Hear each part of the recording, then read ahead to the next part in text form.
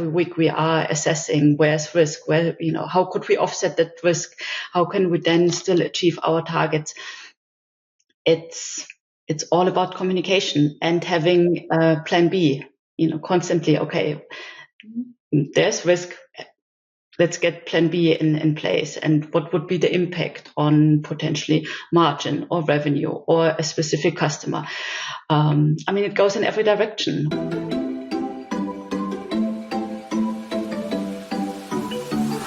Welcome yet to another fabulous episode of the B2B Sales Trends podcast, my lovely people. The show that brings you hacks, tips, thought leadership to the topic of B2B selling. My name is Kendlbacher, and today's topic is all around forecasting and how much of a balancing act is that topic of predictability and forecasting. I know it's on everybody's mind, or a lot of people's mind at the moment. So it's a great topic to talk to. And our expert for this session is Katharina Bucerius-Rauch from Renesas. And Katharina is the VP of Global Sales and Customer Operations. Katharina, welcome to the B2B Sales Trends podcast. Hi, Harry. Thanks for having me. It's a pleasure. Where do you call in from, Katharina, today? I'm located in Munich, so I'm in Germany. It's great to have somebody close. As you know, I'm based in Salzburg, so we actually don't have very far apart from us. Katharina, give us a bit of an introduction about yourself and your organization, if you would. So as you already mentioned, I currently run the Global Sales and Customer Operations department at Renesas. Now, that sounds fancy. What is it? It's the whole back office that's supporting sales. So that includes customer service, quoting, asset management, but also revenue management or revenue forecasting and demand planning. So the topic of today is actually exactly hitting the core of my responsibility, actually. And it's a tough topic, and forecasting is really, a lot of people see it as a dilemma, and because it can be a real pain point across multiple industries, really not specific to any industry. You're expected to deliver precision in a world that's rarely plays along, and internally leaders want predictability and need predictability, right? And externally, customers, they expect flexibility. What makes forecasting so challenging right now, and why do so many organizations, in your opinion, struggle to get that right? Well, first of all, the macroeconomic developments that are hitting all of us, all industries, that's a big challenge. But then also customer expectations, which normally expect a product overnight, hitting long cycle times, production cycle times, as well as complex supply chains. So that makes it really tough to forecast.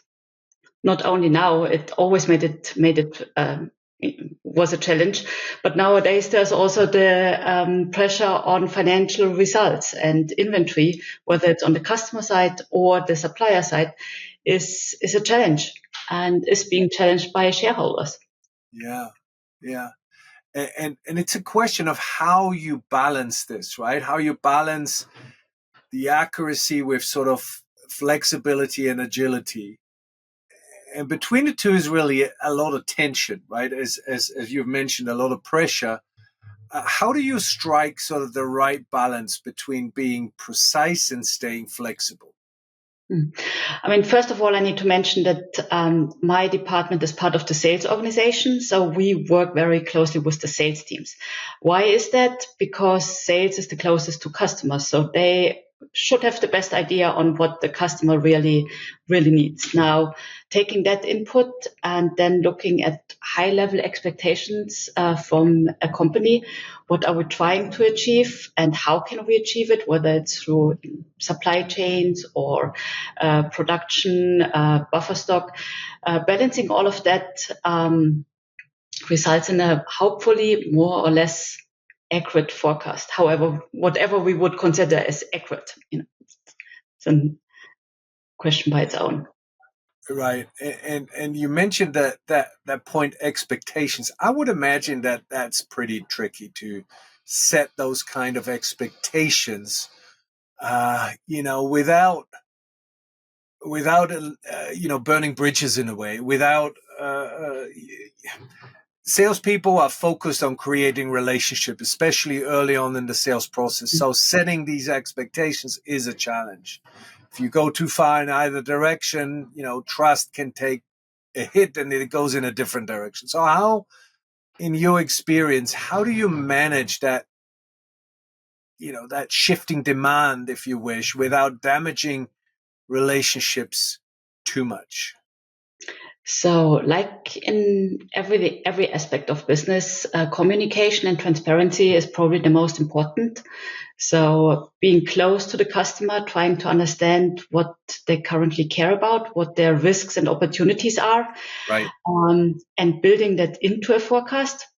At the same time, being transparent to the finance department, to supply chain, to management on what are the assumptions in our forecast, what risks are included, what opportunities might be there to offset any potential risk. That's key. I think transparency, like in everything, is most important here, and probably does not impact accuracy per se, but predictability. That's important. And that's what we're trying to facilitate. We're trying to facilitate the different inputs and trying to facilitate the highest level of transparency across all of the different departments. Yeah, it is interesting. And obviously from a receiver's end, from the salesperson's perspective, they're being more and more held to forecast accurately. And it's a constant conversational loop, right? But it's not their natural strength, because predictability is tough for them. And I always say that salespeople a lot of the time live in the land of hope. They'd like to have things coming through and things closing, but the reality sometimes is different, right? So what kind of uh, support or structure help salespeople succeed in that role without pulling them too much away from customers? What have you seen there? I mean, first of all, the first level of support is helping them to address the right questions. Right. Forecasting, especially on product level, and converting that into dollar is not the core competency of a salesperson. It's not the design activity. So we help them to address the right questions first, so to understand what kind of questions shall we ask, what's important to us, to the company, to build the right forecast. And then, of course, reporting and tools. I mean, that's the kind of answer you would get from anybody. Right. But, a lot of data. And then working with sales on really understanding the data that we are providing, whether it's backlog data, trends.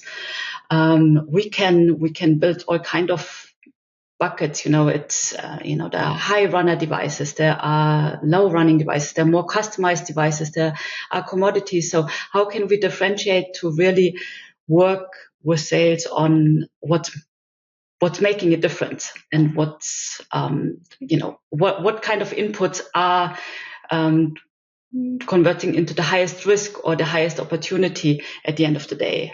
What kind of inputs could we potentially offset with somebody else?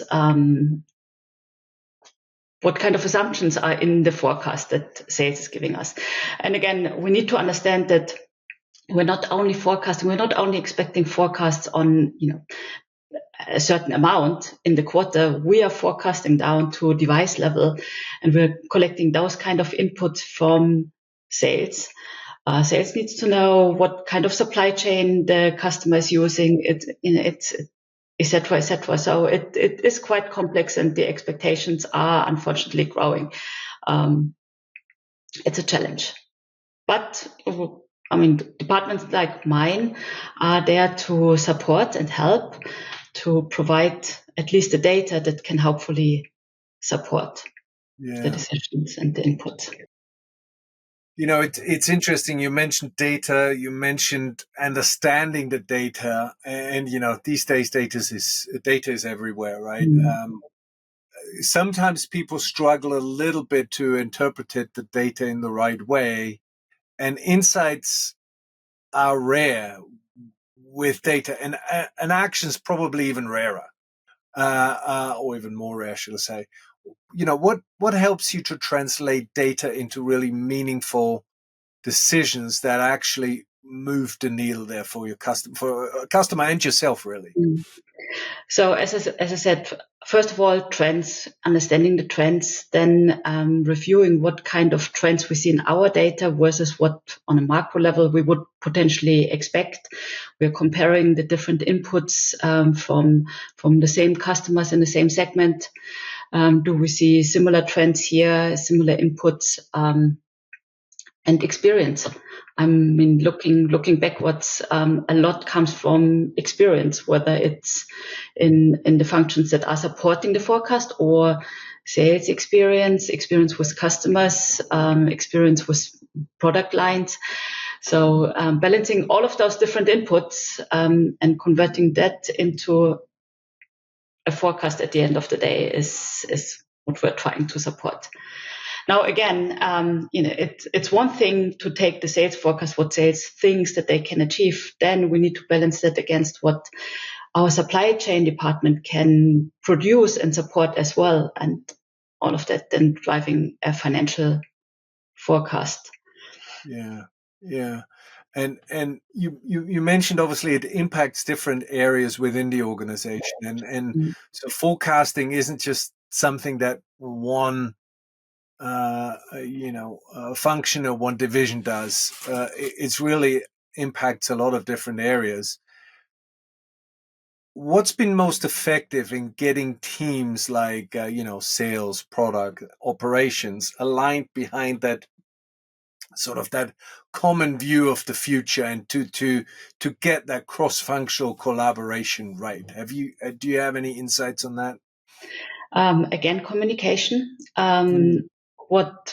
What we experienced as really beneficial is, I mean, beginning of every quarter, every period, I mean, setting the targets right. And that's, at the end of the day, it's management who's making the decision. But once we have the targets, we go into execution mode, and that's a great team effort between sales operations, supply chain, finance, logistics. So then we go into full execution mode, and we talk a lot.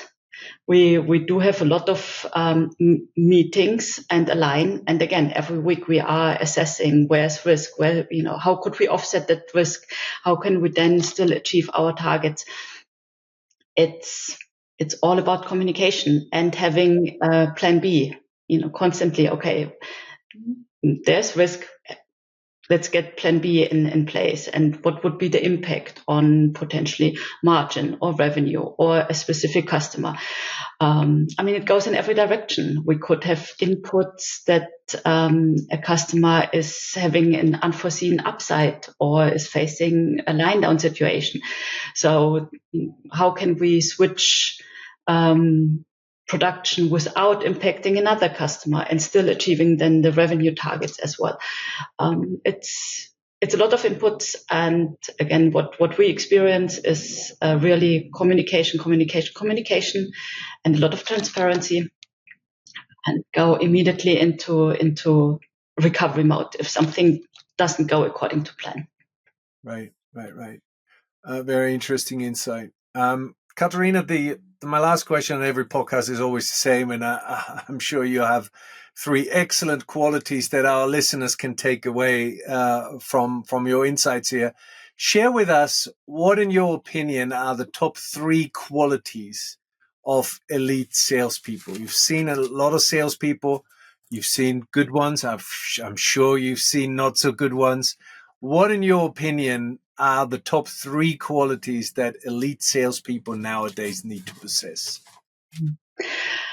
I'm sure most people would expect now to get a response like technical expertise.